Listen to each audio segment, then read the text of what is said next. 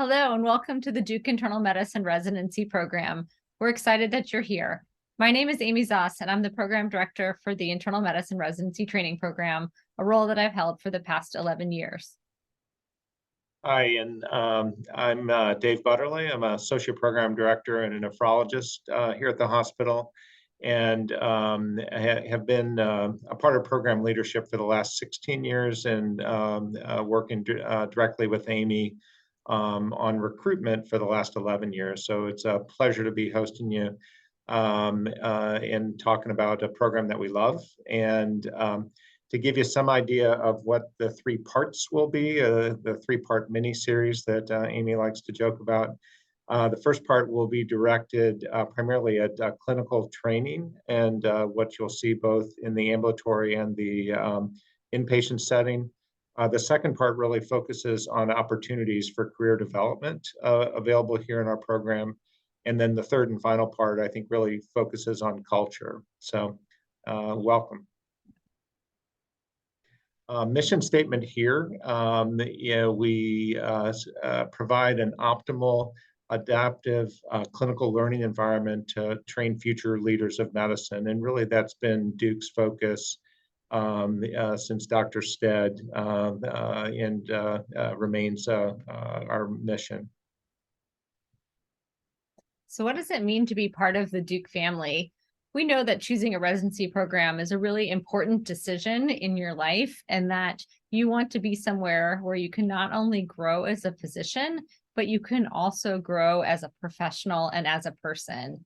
And it's important to be somewhere where you feel like you can be your authentic self. And that is one of the themes of our Duke Medicine family. We also really believe that it's an honor to be someone's doctor. And that theme carries itself in the way that we take care of our patients in the clinics and on the wards and throughout our community. We really model our program on key principles of investment, both in the clinical learning environment, but particularly in each other, commitment to what we do, and being engaged, not only in our program, but in each other and the community around us.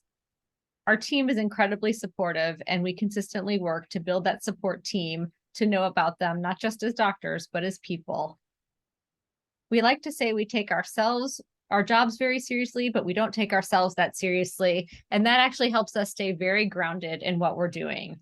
And finally, we know that it's important that while you're in a big program at a large medical center, that people actually know who you are, and that you actually feel that your work and what you bring to the table is needed. And so we take a very personalized approach to your education and your development throughout your time here and beyond.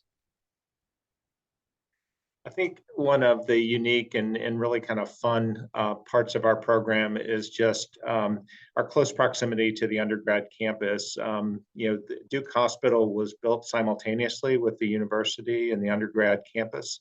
And so you step out the back door of the original hospital and you're right there on the undergrad quad. And you see some pictures from the Sarah Duke Gardens to the left, the chapel, which is kind of the centerpiece of the quad. And no visit to Duke, I always say, is complete without at least one picture of Duke basketball. And you see a picture of Zion from a few years ago at Cameron, and that's kind of on the far end of the quad. But I think one of the nice things for quality of life is just all the cultural events that come into the university are really readily available, are inexpensive, and right there for you to enjoy. And you see a picture of the Nasher Museum of Modern Art in the center, and really countless musical events and lectures and other things will be available throughout the academic year on campus.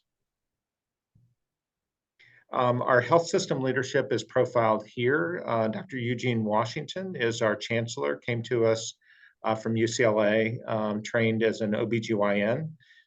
Tom Owens in the center is a graduate of our program, was a former chief resident, and actually headed up our hospitalist program for a number of years, and now is the president of Duke University Hospital, and remarkably still rounds on our general medical service. And so, when you, if you come here and join the program, you may have the opportunity to round on the general medical service with the president, which I think is pretty unique. And then Mary Klopman, our dean, is on the right hand there. She was our chair of medicine previously. She describes herself as a triple Dookie, but I think if you count the times that she has been part of the program and part of the university, it's actually much more than that. She was a Duke undergrad and medical student, did her residency training here, and then ID fellowship before going to the NIH and subsequently Mount Sinai, where she was head of ID and global health before she was recruited back as our chair of medicine, and then has been our dean of the medical school for the last 5 years, Amy. Yeah. And has done a remarkable job with that as well, and still very much of our program as well. So, and here in this slide, you see our departmental leadership profile. Dr. Kathleen Cooney is our chairman of medicine, joined us from the University of Utah, has done a remarkable job with the program. And then you heard from Amy earlier with her introduction, trained in transplant ID and continues to round on that service as well as the general medical service.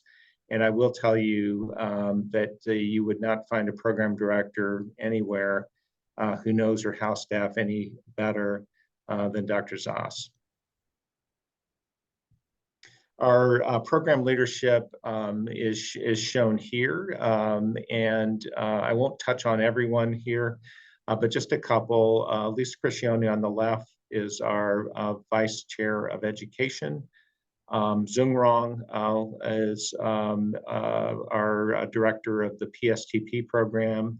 Jane Gagliardi and Colby are program directors of the Medicine Psych and the Medicine Pediatrics combined programs. Nathan Thielman and John Yates direct Global Health and the Management Leadership Pathway. And the remainder that you see, and we'll get a chance oftentimes to meet throughout the day today, are our associate program directors and leadership in the program.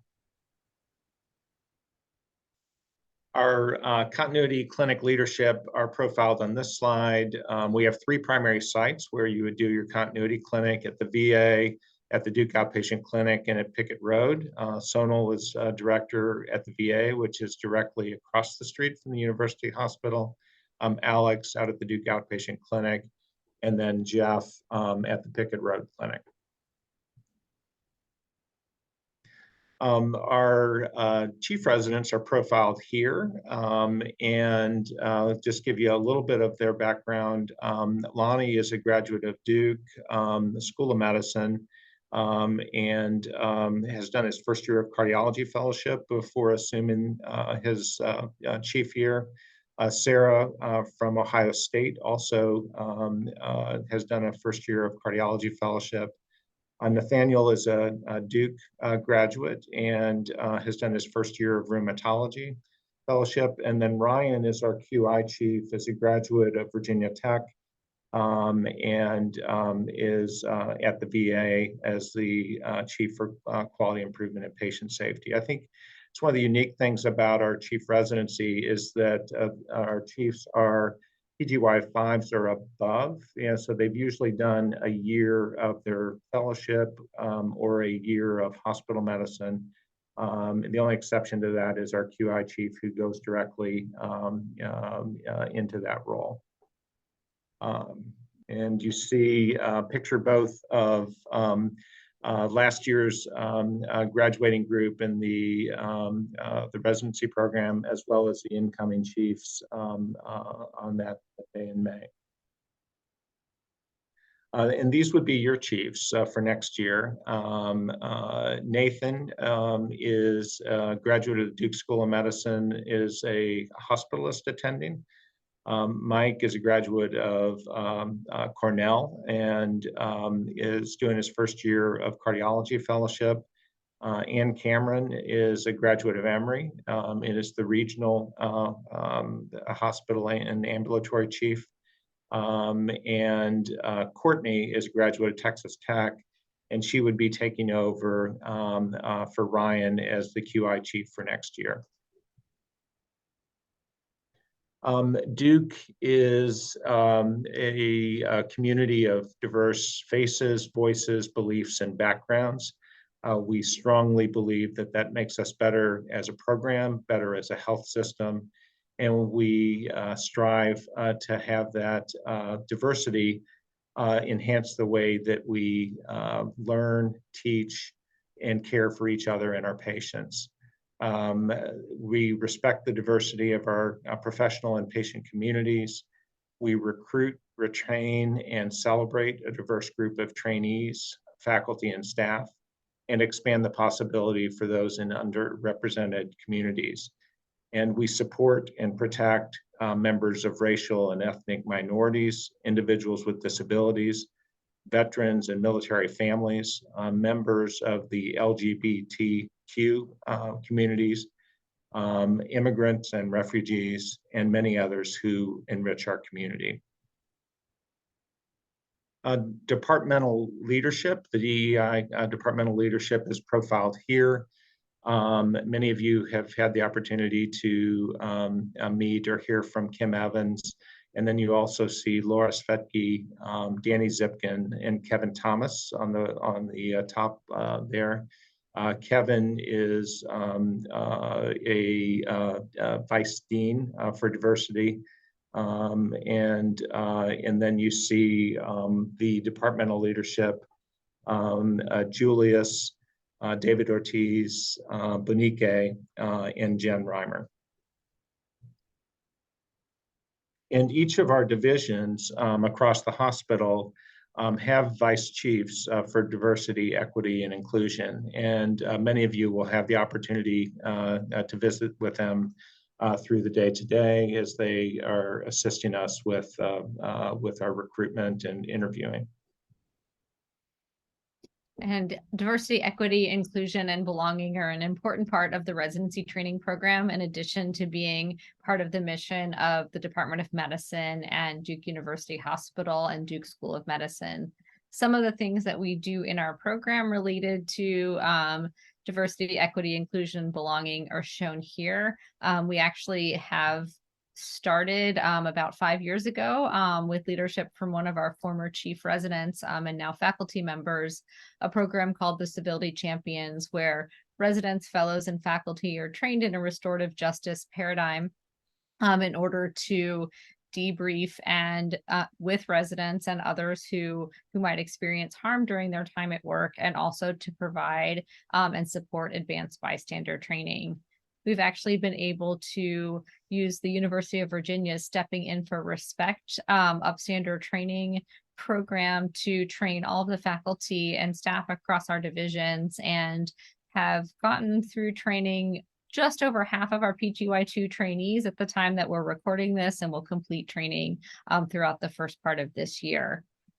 Additional things that have happened in the department that impact the residency program as well is a new position on the Minority Recruitment and Retention Committee to enhance our focus on Black faculty recruitment and retention, and then continued support of the longstanding Program for Women in Internal Medicine, which provides career development and peer mentoring programs for women students, residents, fellows, and faculty. And that's actually led by Dr. Zipkin, who is also our program director for, associate program director, for ambulatory medicine. And the house staff liaison is Dr. Jennifer Reimer, who is a former resident and chief resident with us and is now a member of the cardiology faculty. A few other things that we do in our program and in collaboration with GME. About 4 years ago, the Duke Minority House Staff Association was started actually by a trainee in our program, Dr. Tamara St. Cyrin, and a trainee in the pediatrics program. And this GME-sponsored group has grown, encompasses trainees, as you'll see here, from all of the various training programs across Duke, as well as the GME House Staff Association for Sexual and Gender Diversity, which has programming and community for residents across all of the residency programs and fellowships here at Duke. Within our program, we focus several resident reports per month on health equity. Our department has a monthly conference on health equity, diversity, and inclusion. We'll talk a bit more later about our City of Medicine Academy partnership with a health careers magnet school that is just down the road from Duke Regional Hospital, where our residents go to teach classes, and also in our opportunities for being in the community. We have now for the past 5 years had an evening opportunity at the Lincoln Community Health Center, which is our local federally qualified health center, which is a strong partner with the residency training program, both for patient care and for community activities. Our inpatient care is profiled in the next 2 slides, and you see a rounding team on from the General Medical Service to the right. The University Hospital is at the bottom left, yeah, you see the front circle there. Directly across the street is the VA hospital, and I think that's one of the cool things about our setup is that the two are in such close proximity. It really does promote the unity in the program and the ability to get back and forth to a variety of conferences that occur. And then you see Duke Regional Hospital in the center, a smaller number of rotations there, but we have an intern general medical rotation, as well as a senior resident-led rotation.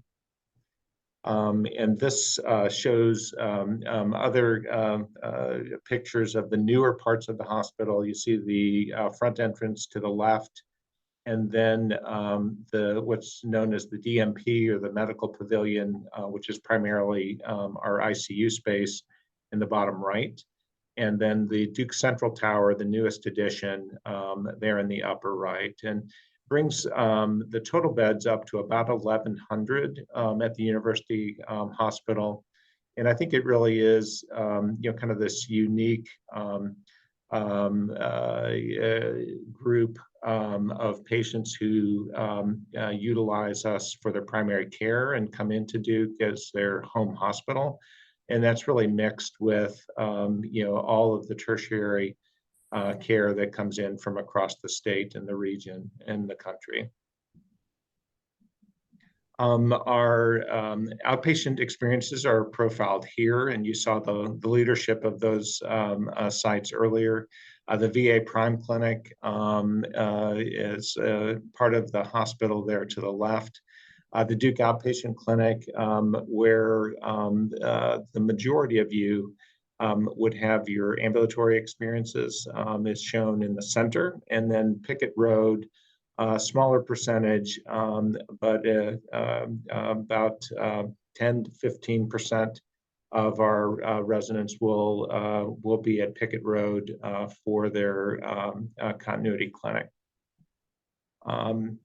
And we are a block program and have been for the last several years. And we do a 4+2. We initially tried a 4+1 and then figured out that the +1 was just not enough time in the ambulatory, and also that 5 is an odd number and does not work very well for for Excel spreadsheets, as you can see. So not all of your ambulatory time is in your own continuity clinic, and that's profiled in this intern schedule shown at the bottom, that we introduce subspecialty threads as part of the intern ambulatory curriculum. So we have renal room endo as a 6-month block, and then we have GI, geriatrics, and infectious disease as the other 6-month block. And you can see in this particular academic work week, the intern would have 4 of their own continuity clinics, 1 self-care afternoon.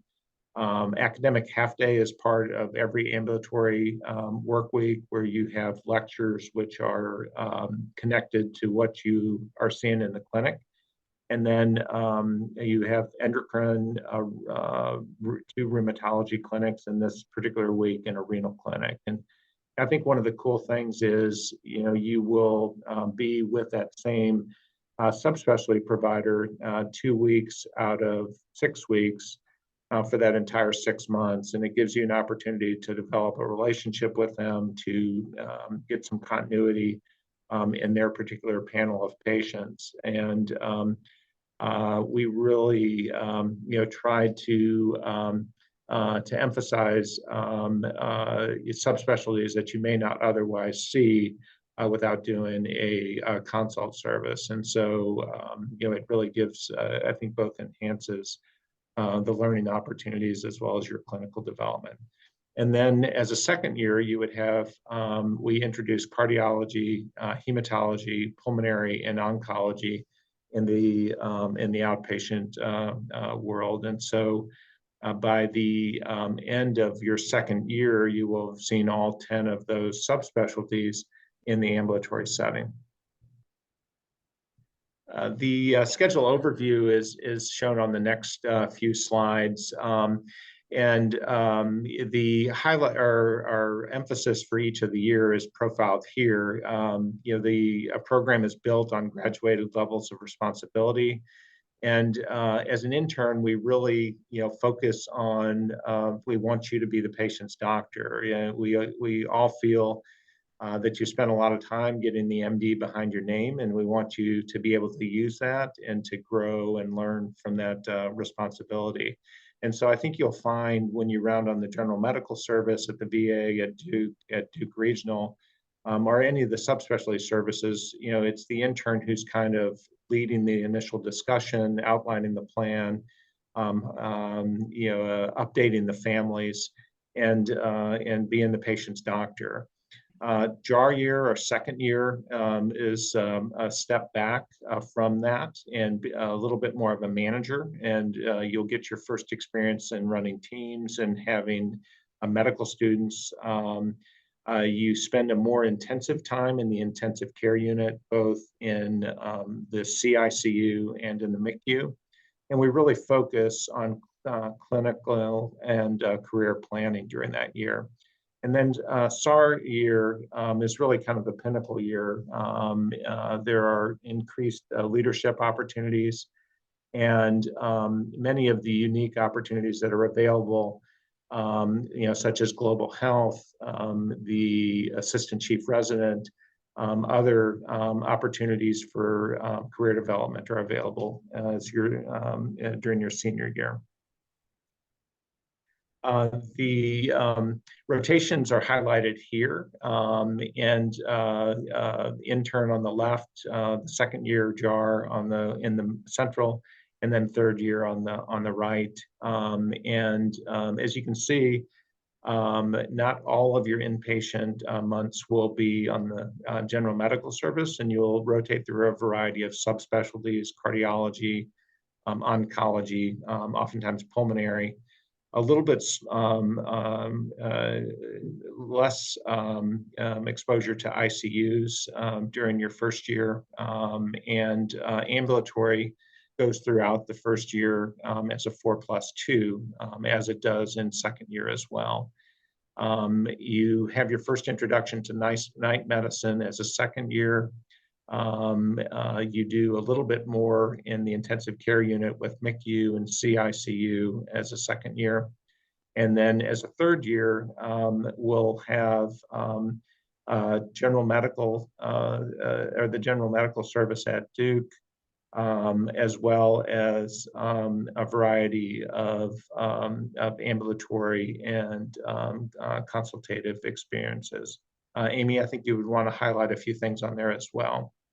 Yeah, and the most important thing to think about in putting together a schedule, we like to go back, to our core values as we figure out exactly what should you be doing and when should you be doing it and how you might develop over time as a resident here. And so each experience that we put together is structured to bring out those aspects of personal, professional, and clinical development that are so valuable. And so, as an intern, being able to see both inpatient and outpatient medicine across time and have an opportunity to really strongly be the individual who is viewed as the patient's doctor, both in your continuity clinic and on our medical services, is truly important. And you're learning from upper level residents who are supervising you on those rotations. And so as you move into your second year and you get an opportunity to lead a team on VA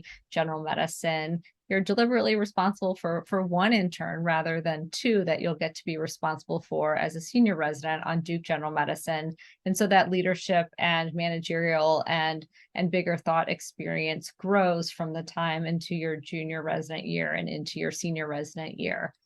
Night float as a jar is a great time. It's an incredible bonding experience for our junior residents and really a chance to be that person who is taking care of patients, admitting them, stabilizing them, and talking through your thoughts and plans with the teaching teams in the morning after you've had a chance to put that plan together. Still tremendous ICU experience in your second year, as well as ongoing ambulatory experience that Dave talked about in the 4+2 model, and plenty of time in there for electives as you explore and grow along your own personal career path.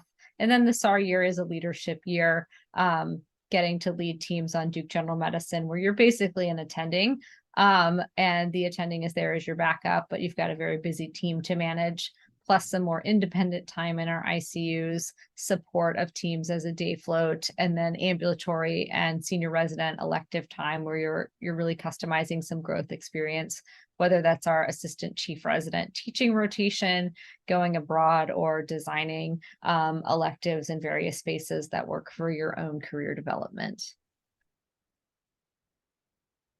Conferences are built in to the work week and vary in their content based on the timing in the year. There's ambulatory morning report that starts off the +2 or your ambulatory, each day of the week. Resident report is done at all three of the teaching sites. Intern report is done both at the VA and at Duke, and is done twice a week. Cohen Conference that you see there is a case-based conference led by one of our second or third year residents, where everyone works through the differential and the diagnosis as a group. Equity report is done twice a month as part of your general medical service. And intern core curriculum is oftentimes hosted by the senior resident talks as well, with a variety of didactic topics, and done early in the year. Amy, do you want to speak to the ultrasound course and its structure? Yeah, so our ultrasound, point of care ultrasound training, as well as procedural training, has grown quite a bit over the past few years. All of our interns participate in a hands-on point of care ultrasound course during their time at the VA, led by two of our hospital medicine faculty, Dr. Bryce Leffler and Dr. Amber Bowman, both of whom were residents in our program a number of years ago. And then that ultrasound course brings itself into your second year ultrasound training, which is an elective, dedicated 2-week hands-on point of care ultrasound curriculum that then residents are able to bring those skills to caring for their patients on the wards, get feedback on their images, and it's capped off with then also participating in our hands-on procedures. And now addition to the procedures rotation is RRTs and rapid responses. And so you'll be paired up with one of our procedural hospitalists doing invasive procedures, internal medicine wise, on patients throughout the hospital, and having an opportunity to get supervision and leading our rapid response team as well. We have just gotten a new ultrasound machine for the residency training program that was bought for us by Duke Hospital. And so we are including an expansion of our ultrasound curriculum that will be in place when you were to start with us next year. A couple other conferences that we have for our department includes Medicine Grand Rounds, which is at 8 o'clock on Friday mornings for the entire department. And then we are now in our second year of the Department of Medicine Leads Conference, which is a weekly conference centered around a variety of themes. There's diagnostic reasoning and discussions, which is a case-based conference for the entire department. There's review topics in internal medicine. There's our health equity and diversity talk that I mentioned earlier, as well as a health systems and health quality lane as well. So that is led by our Department of Medicine faculty, partnered with our chief residents, and in particular in the Diagnostic Reasoning and Discussions Conference, our assistant chief residents and other residents get the opportunity to present that conference with help from faculty discussants to the entire Department of Medicine.